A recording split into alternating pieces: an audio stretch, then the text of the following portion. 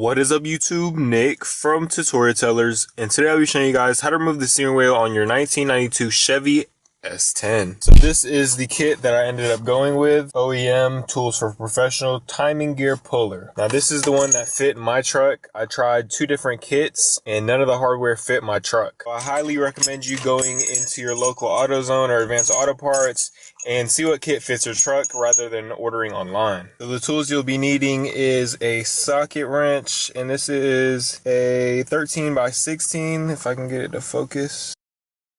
I don't know if you guys can see that, and obviously a steering wheel lock plate and some pliers. Now, the first step of doing this is you want to pull off the horn button by just tugging on it like that, and it should come off. Taking off the wheel cover, it should look like this, except you'll have your horn wire right here. Now you want to take your needle nose pliers or any pliers and just pull on it at the end and it should come off. Now be careful not to pull it too aggressive because this will break. Next step is to get this nut off. So go ahead and grab your socket and take it off. Now I'm gonna go ahead and loosen it like this. And it should be loose enough for me to hand loosen it. Just like that. So the next step is to go ahead and take your steering wheel lock plate and go ahead and set it up and put it on pretty much. Steering wheel lock plate installed, it should look like this. Now in my case, this right here is the same socket size that we used earlier. So all you need to do now is turn it to the right. Now it don't take much pressure to take this wheel off.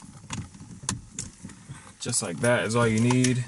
And the steering wheel comes off. That's pretty much it. Thank you guys for watching, and I'll see you guys next video.